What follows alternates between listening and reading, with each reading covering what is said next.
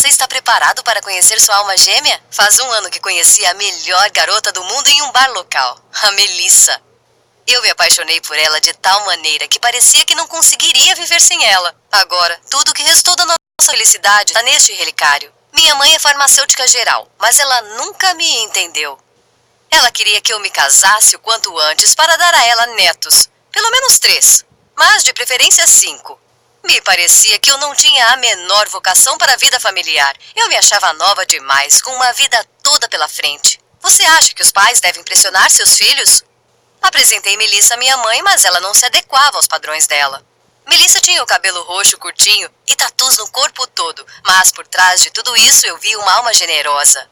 Minha mãe não gostou dela de cara. Ela disse que mais cedo ou mais tarde Melissa iria me magoar e me trair. Eu não aceitei aquilo. E então eu saí de casa, aluguei um apartamento e comecei a trabalhar em uma cafeteria local. Minha mãe me ligou me pedindo para voltar, mas eu queria viver do meu jeito.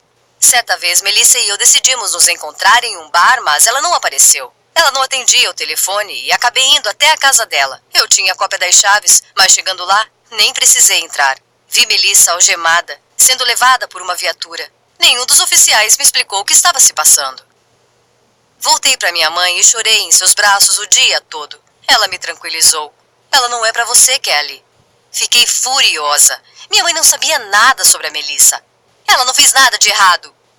Fui para o meu apartamento e tomei uma séria decisão. Eu não abandonaria minha namorada. Nem mesmo a prisão nos separaria. Minha mãe estava errada. No dia seguinte, fiquei sabendo que encontraram umas pílulas ilegais na casa da Melissa. E resolvi ajudá-la a superar essa fase difícil.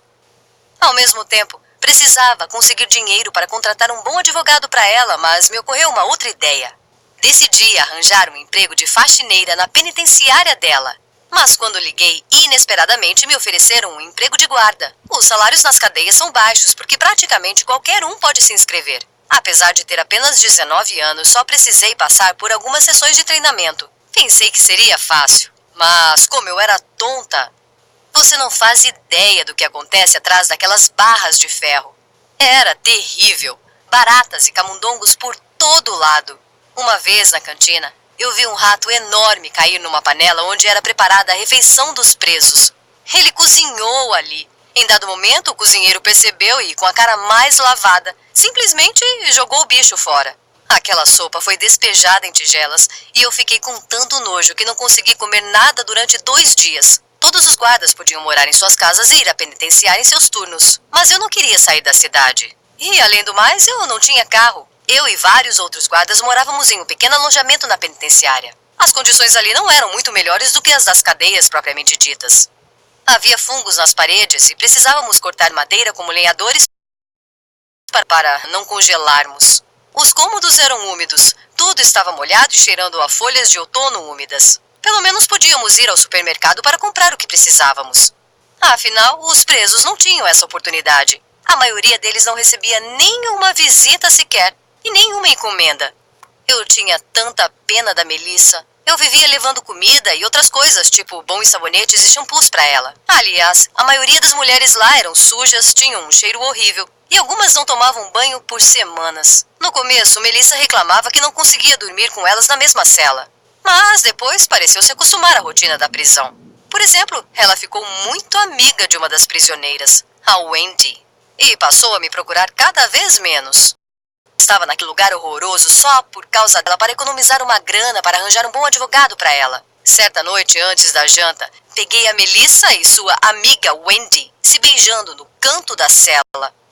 Meu coração quase se despedaçou. Meus olhos se encheram de lágrimas e corri para separá-las. Afinal, a Melissa era minha, e só minha. A Melissa então achou que eu queria atacar sua amiga e começou a gritar: "Socorro!" Outros guardas, ouvindo os gritos, vieram correndo e me afastaram dali, mas eu não conseguia me acalmar. Melissa, a pessoa por quem eu fiz de tudo, havia me traído. Claro, os outros guardas sabiam da minha conexão. Eles apenas ficaram quietos antes, mas ninguém queria que meu surto causasse repercussão. Então fui encaminhada à chefia.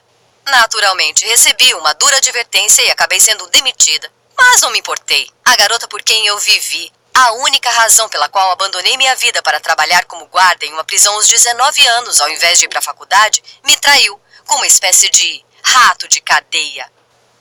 Então fui para casa da minha mãe. Ela me recebeu de braços abertos e primeiro ouviu a minha história, mas logo voltou com a mesma velha ladainha, que era hora de eu conhecer um cara decente, começar uma família e ter filhos, que sou uma boa menina e que estava apenas confusa e sob má influência.